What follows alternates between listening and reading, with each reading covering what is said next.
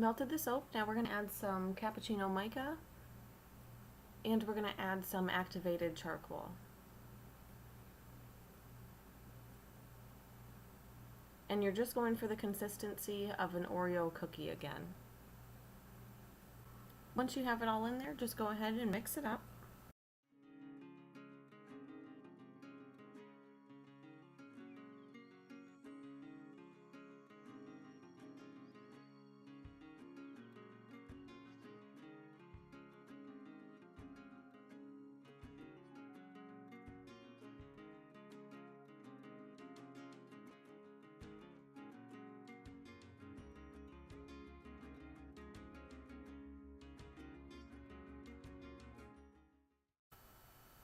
After everything's in your loaf mold, go ahead and spray with some rubbing alcohol. This is to prevent the bubbles on the top. Then we're going to take it out and cut it up. I did a few different batches to make sure that I had a lot of chunks for the loaf mold that we're making. And it's completely up to you how much or how little you want to use. Once you're done with that, just set it off to the side for now and melt up however much melt and pour you need for the loaf mold. I'm transferring it into this white container because it's easier to pour for me than it is from this glass one that I needed to melt it. I'm going to add my fragrance.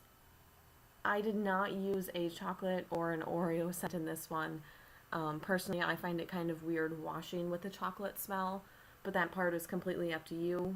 If you like the chocolate smell, feel free to use that. If you like a different smell, this was like a citrus one, go ahead and do that. That's just really a personal preference. Now we're just going to keep stirring. Every now and then I take a little bit of the black soap that we made and put it in there to see if it melts or if it holds up. While you're letting the temperature drop, just keep stirring the entire time and make sure that you scrape around the edges because that part's going to harden up quickly on you. I found that about 112 degrees was a good temperature where our embeds weren't going to melt. So I went ahead, added all of them in. At this point I was trying to work a little bit quicker because our soap was at such a low temperature. I wanted to get it in the mold before it solidified. So I just gave it a quick mixing and then put it into the loaf mold.